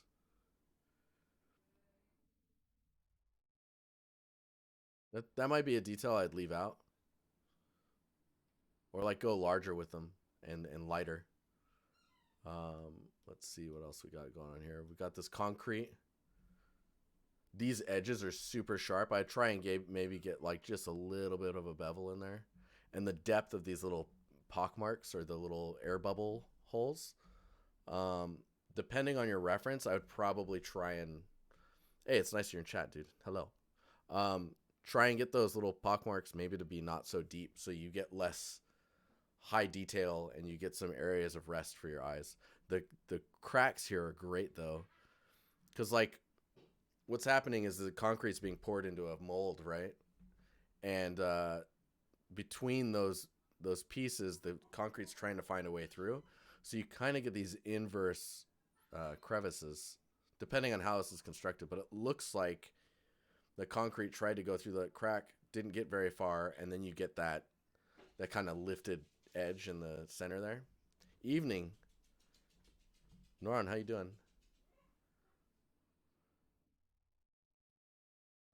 Yeah, this looks pretty cool. Nice road work going on here, or should I say bad road? It's super damaged. It needs that love. So like getting the contrast between these like lower areas. Usually the road does get quite a bit darker, right? Because a lot of the surface of the road's getting worn and just kind of driven on. Sand, all that, just kind of it's dark. It's usually lighter on the top, and then the cracks and crevices can become quite a bit darker. Um, it does need those cracks to go just a little bit deeper, because right now they're just kind of. Let me see if I can. Right now they're just kind of surface information going on. No, you don't wanna. You don't want to copy. There we go. Man, crazy. So like if you go deep in here, see you're getting a little bit of it here, but let's just let's just paint in here. We'll go pretty small.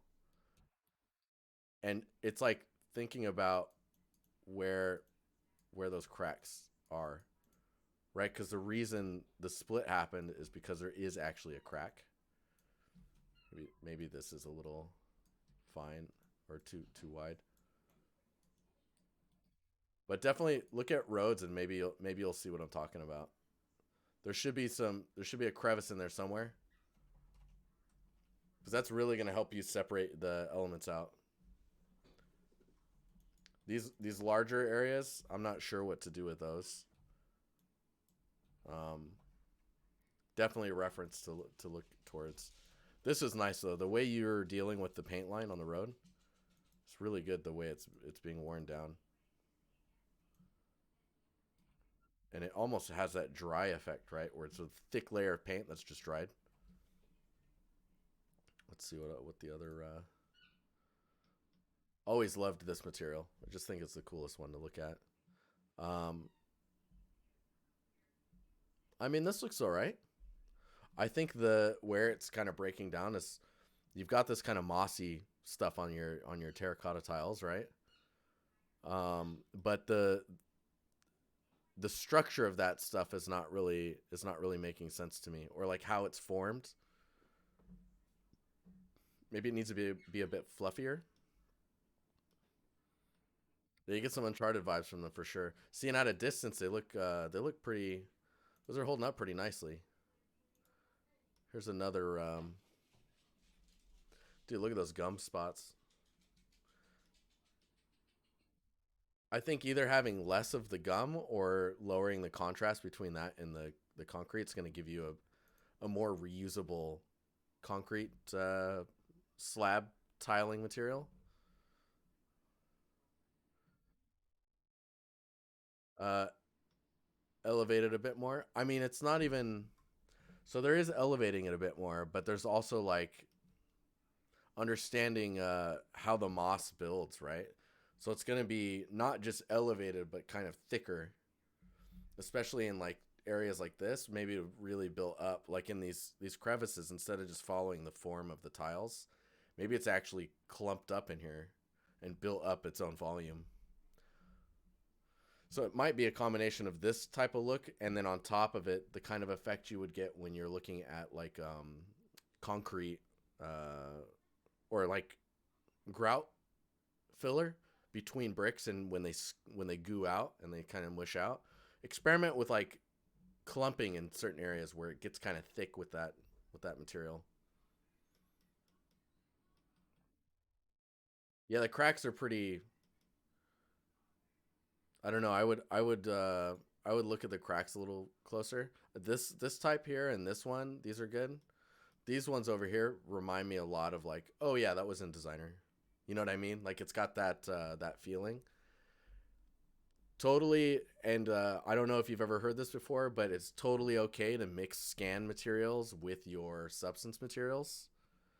So if you can go and find some like really good scans of cracks, don't even don't even worry about using those cracks and propagating them in a way that makes sense, because those cracks are going to look quite natural, depending on the which ones you find. But just remember that you can mix that stuff together and utilize like height maps from scans, for example. But yeah, cool. This one looks all right. It's very uniform, but I do appreciate how you're making the little rocks or pebbles have that darkening around the edges of them, or when they're more wet, because they actually look like they've got porosity. Like you're thinking about porosity when you're showing this type of material. Um, yeah. The only thing I would say with this is it's very uniform. It might be a good tiling material with other materials blended on top of it, but I would think about adding some other elements in there just to kind of push the surface more. Like, is there?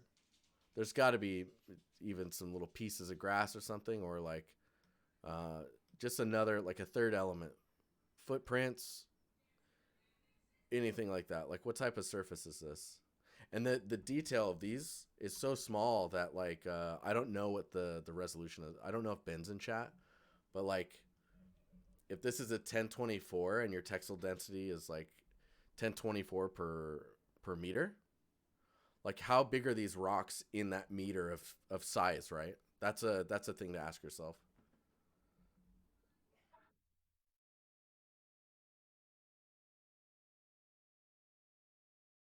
Let's see here. Alice. Oh man, Alice is going to town, yo. Another block out. I dropped a dragon scene for a bit. Just fancied a happy scene. I remember you wanting to build this scene, Alice. I don't know if you're in the chat. Karen, hey, no problem. You need you need that community as well, sir.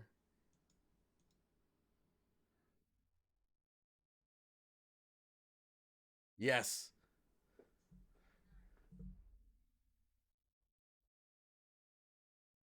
And you pinched me concept for Dentober. The dude.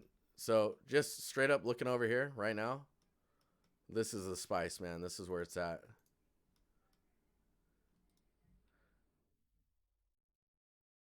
Let's copy this over.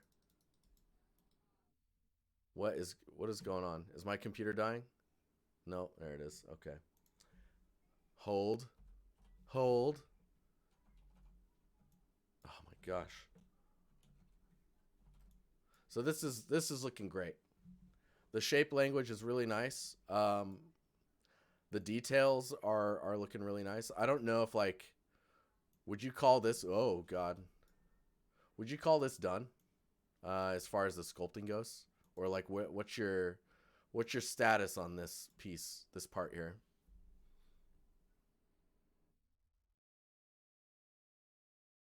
You're gonna be called Katsu, by the way, from now on.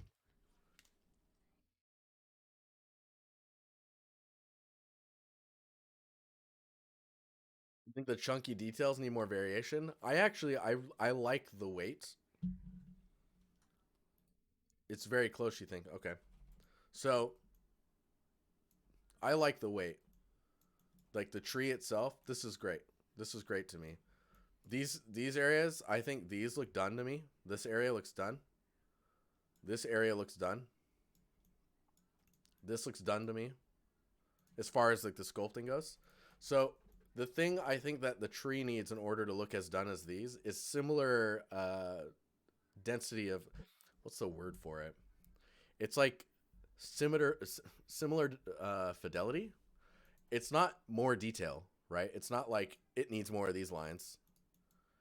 It needs the sharpness that this has, that refinement that you've got going on here, which is literally like just taking this edge, tightening this edge up, just getting that nice and sharp. So this edge becomes sharper. These sharpen these up.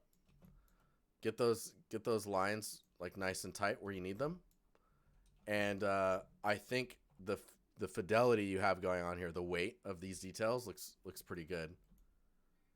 Pinches and trims, yeah, definitely. And like if you need like a few spots of extra detail, that's just like scooping in a few spots here and there. You can get that little highlight in there, right? Man, I wish I just would get that tablet out, but I'm not doing it, man. But yeah, just getting these like smaller details, those are gonna go a whole lot of the way for you, and they don't have to go all the way up the.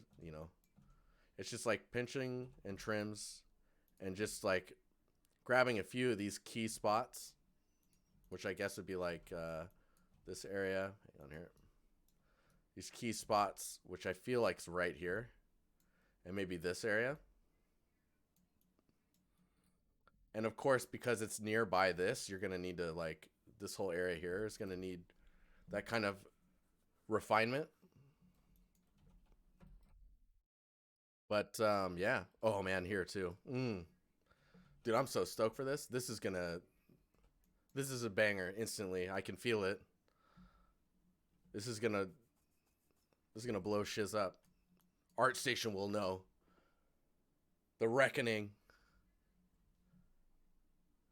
The Kakitsu Reckoning. Oh, I'm excited now. Cause like taking that, propagating that quality across here, if I ever get time to finish it, one step at a time. One step at a time. You know what you want to do? This is what you do. Oh, this is exactly what I would do. Build this one, right? Post it. Post the high res. Call it. It's all good. If you want, do a quick like a generated low poly from ZBrush. Do all the UVs. Bake it down. Get the texturing. Like solve all the problems you wanna solve for this. It's kind of like your benchmark for the rest of the scene. And then do this one, and then do this one. That's 3 posts. And then when you're like okay, I've got the scene, it's all together. You do the final post, all of it's together. You hide the other 3 posts, and you just sit with this one, all happy and done. You know, you get the gratification of completing pieces. You don't have to wait for the entire scene to be done, and you get it's just more fulfilling, and it feels like you finish things. And worst case scenario, if you lose interest after this one, at least this one's done and posted, right? But I'm super stoked for this. How are you? What is this? Are you just painting these? This light dappling? Are you just painting on top of that?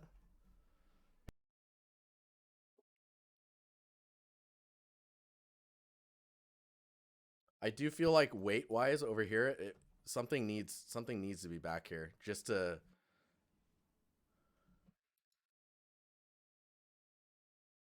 You think Dynasty just really wants to see it done? I mean, now that I've seen this, I know exactly. This is the dangerous part, right? Is once you've made the piece, you're like, oh, in your head, you know what it's gonna look like. It's very easy at that point to just stop. You could just drop it from that point. I'm excited for this though. This looks sick.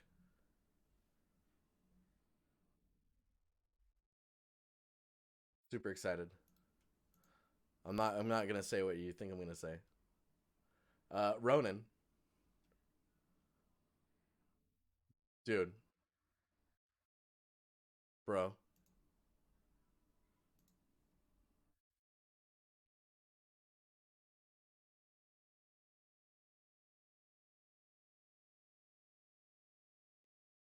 So, I mean, this is pretty cool. There's a few things that are kind of breaking down, like this spot here.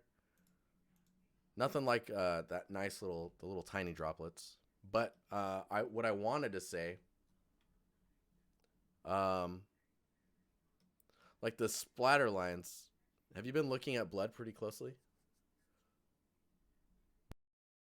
So one thing I want to say is that the scene you're reflecting. See if you can get an HDR, like an HDRI of like someone in shadow standing over you, right? With the knife in hand. If you can't find it, find a way to make one because I can guarantee you that's going to go a long way. People are going to be talking about that. um yeah, so I think this looks pretty good. I think the fidelity of the really tiny ones is where it kind of breaks down, or like that edge. It's tough. This is a tough one because blood does all types of weird stuff. Like it can be thin like that and then splatter outwards. It can pool like this. This one feels the most accurate, I think, based off of my previous experiences with the dentist. This is like, yeah, this is a little strange, right?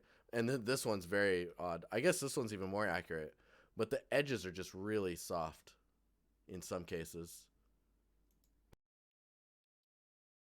This looks like it'd take a lot of work, man. We got some other images as well. Let's go. It's two maps at the moment. That makes sense. Blood kind of it's weird, man. I feel like maybe it's too red. Like maybe it needs to be darker.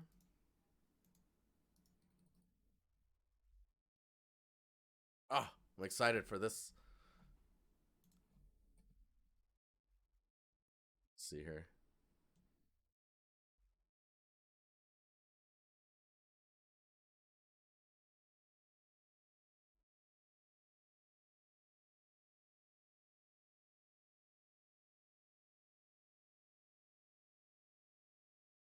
There's some this banding stuff that's going on in here feels really weird to me. It almost feels like it can see through it.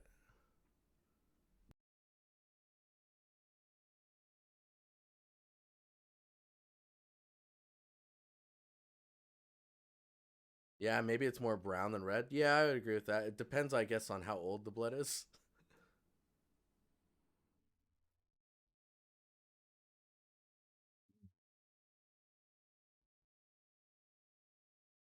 Yeah, this banding though is really strange to me.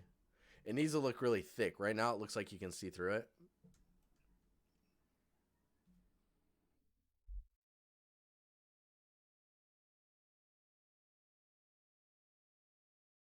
Look at this one.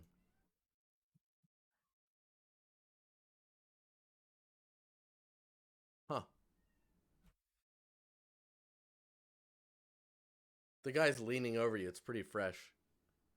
I don't know, man. BTVR. Maybe he did it a long time ago in an area that no one's been able to, find. And every once in a while, he just likes to stand there over the area where it went down. You know what I mean? Super creepy like that. That's super creepy. This one's supposed to be fresh. Yeah, no, it definitely looks pretty fresh, man.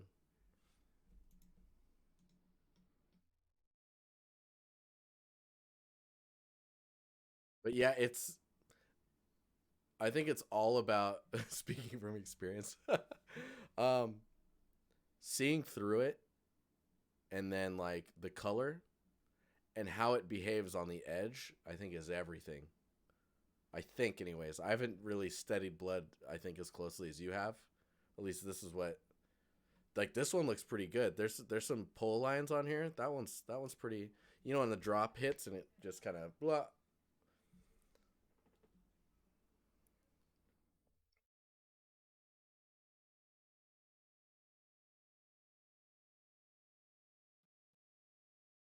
Like I would make these even maybe a bit larger. Yeah, this is a tough one, man. Looks cool though. I like the ambition too.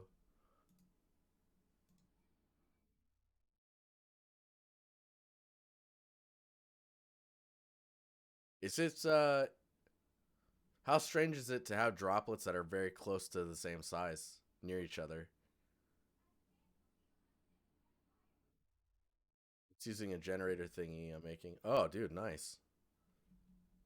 All right, we got two more critiques and then we're out of here.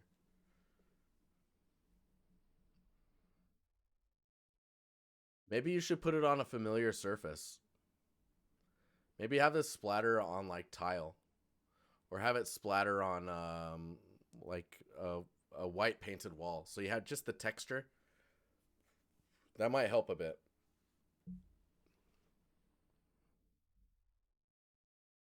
Oh, curious, what type of scale are you working with here?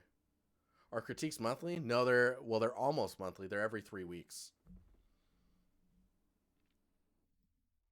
So what the next one would be on the 4th of November. Wow, it's already gonna be November. That's crazy. Dang, dude.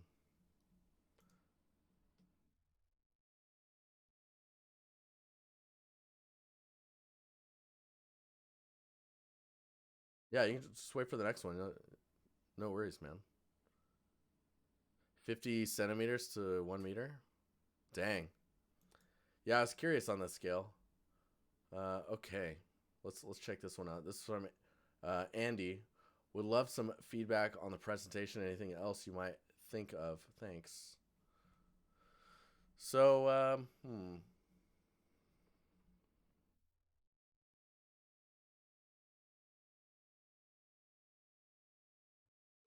let's grab a material that. Let's see here. Oh, nice. That's great that you have a video like that. I would put this video at the top because that video will show your technical. Oh, there's a couple of them, dude. Awesome. Yeah, I'd put these videos at the top just because it'll show more of like what you're thinking with the materials versus like the materials themselves. Because right now, I would say the materials are. I also it's pretty cool. The materials show you understand like layering and pushing the materials themselves around in height space. But the technicals of like how you're creating the materials, it looks like you're still working on. Um, see, this one to me feels like the most. Let me scroll through these again real quick. Yeah, that one to me was the most complex looking one. This one here. And it's mainly because there's more going on than just like the stone, right? You've got the stone, you've got some other maybe stone attributes that are kind of smoothing all the stone out. I'm not sure how these are stacked on each other. They kind of look like they might be clipping, which could be an issue. But then the way that the moss is integrated between them looks really good. Um, and it looks like maybe you're blending between stone wall. Oh, interesting. Okay, I see. But let's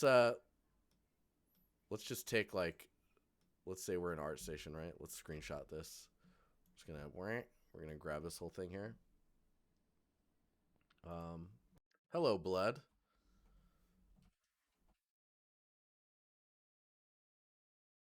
So in this shot, right, you've got a background which is not black, so that's nice. Um, it is square though, which kind of forces the frame. You know what I mean? I think I would just let me grab this. Oh man, we got the freaking. That's great. We got all this detail down here. That's cool. Um, that's gonna bug me. Hang on.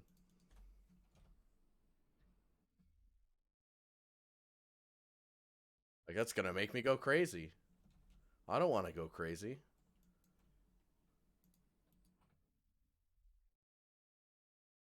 Let's grab this, copy that, and paste it. So what I think you would want to do is do. Oh man, Does it work if I do it twice? Nope. Nope. I would take that backdrop and just make it wider. You know, we'll just go down. Whoop. Just go down here. Let's grab that. We'll just fill it. There we go. Hide this one. Let's just like something like this, right? I'm just going to copy and paste it out. We'll put this here. And then you can take this background now and you can do all types of stuff when it comes to like the value of it, right? Maybe we do something like this. Maybe you push the bottom down like that and this like this. Looks a little weird painting it like that. Maybe let's unlock that. Let's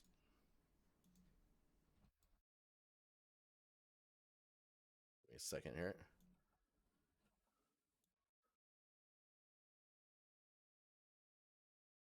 I'm like, come on, paint.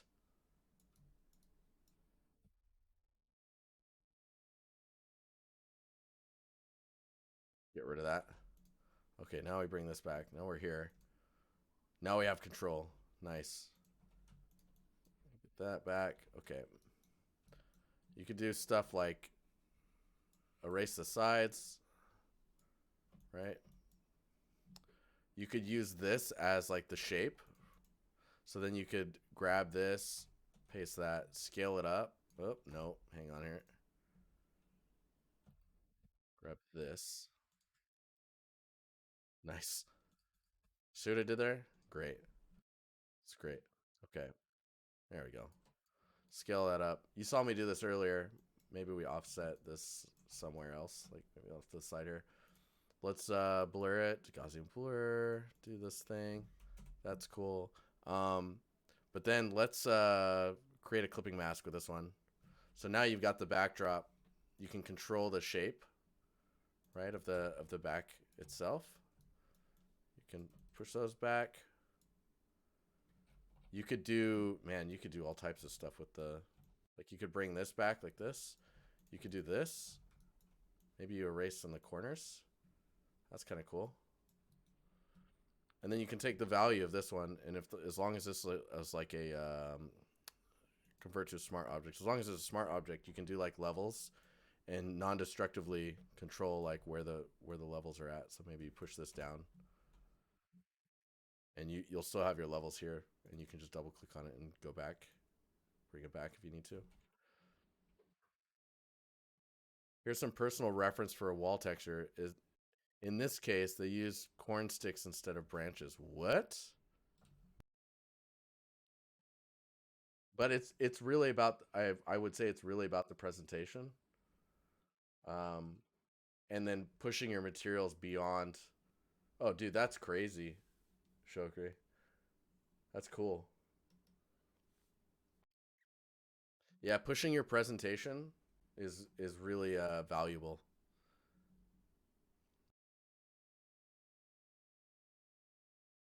And remember, you can like, because of the way I've set this up, you can go in and paint this back. You can remove the sides. You can remove the bottom and the top only. I mean, I really like you could do this presentation where you just get a band and you just fill this out. Like that's kind of cool. Frames it really nicely. You get this whole top piece here. You could do like a drop shadow on it, which sounds corny, but corn husk corny. See what I did there? Size, you can really blur that out and just kind of give it that shadow. Get the distance, size really spread out there. And then you can lower the opacity on it, right? So it's just popping away from it enough. And this is great because it also helps you emphasize the highlight on the bottom edge here. You could do like a burn highlight. No, sorry. There we go.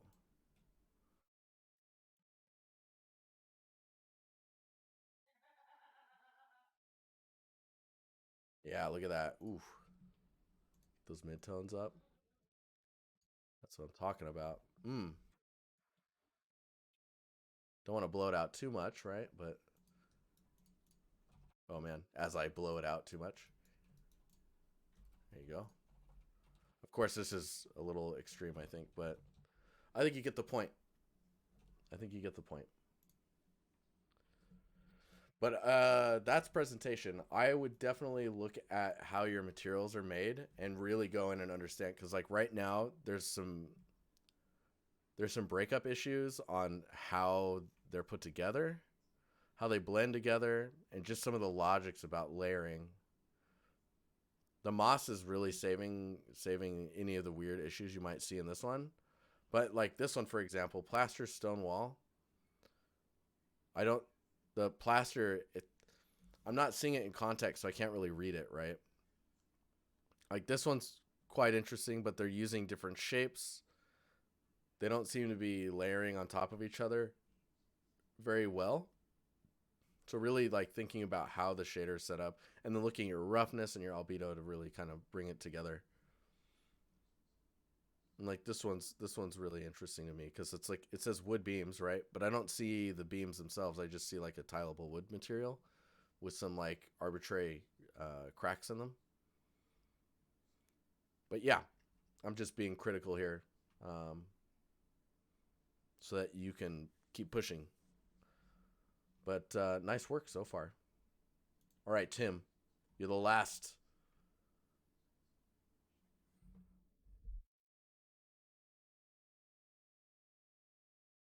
Hey, what's up, man? So we got wire cutters. Ooh, look at that orange. Let's go.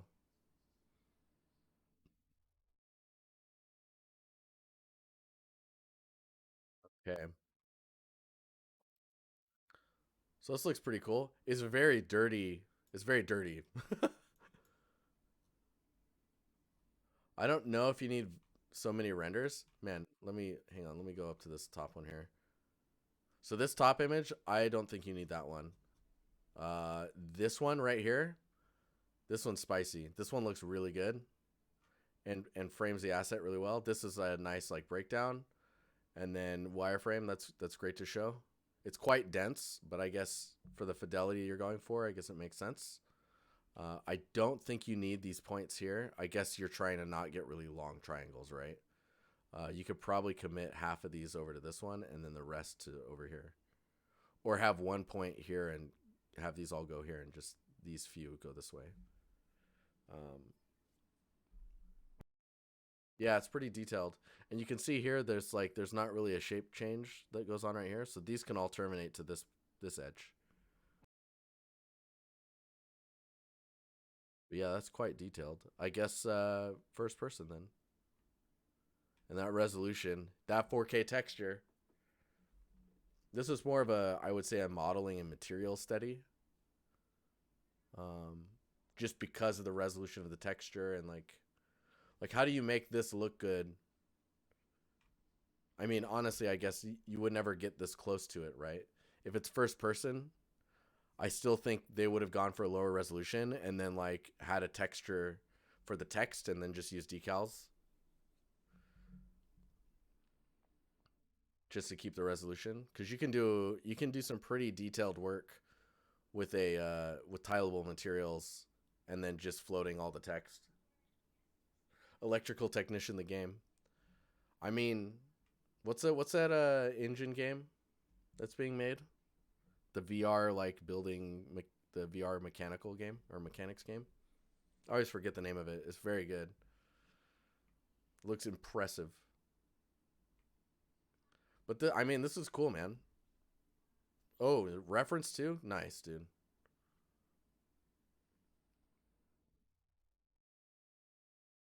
Yeah, I would say your orange could maybe use a little bit more. I mean, maybe it's the lighting is making it bluer in the images. How is the texturing overall? I want to say it looks a little dirty, but when I look at this, like this is pretty dirty. I think maybe your let's see here if we get up to the active live one. Where are you at? Is it this? Yes. So this one, when you tilt to the side like this, That's pretty bright, right? I would probably try and clamp the range of everything that's going on in here to a narrower frame, just so you're not so it's not too busy, but there's still information going on. And like this dirtiness is more like a greasy, oily dirty. Like that might not even be all that dirty. Again, I would take it into designer and just take the material, separate it out, and then shift the range, like narrow the range and kind of move it around and see if you can get a more realistic uh, output, and then you're probably good to go. Because it looks like you're just trying to add a ton of detail inside of it.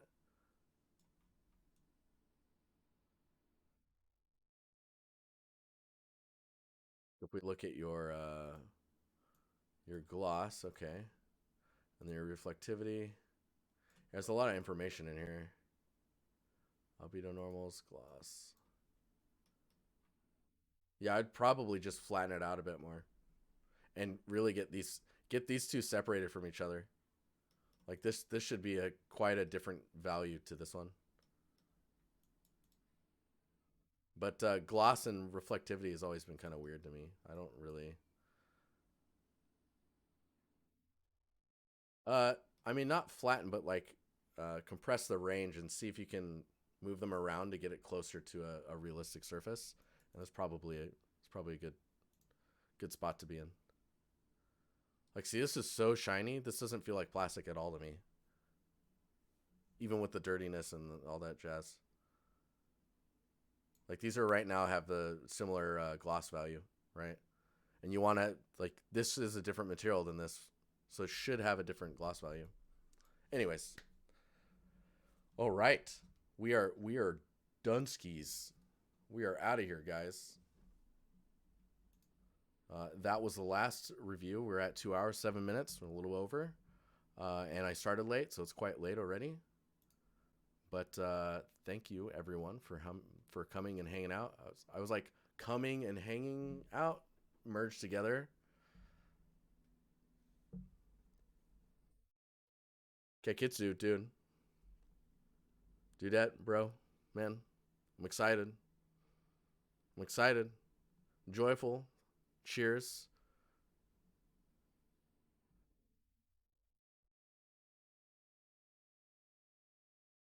I don't know how to say it. Reddit, Reddite, Reddit. I can't. I can't.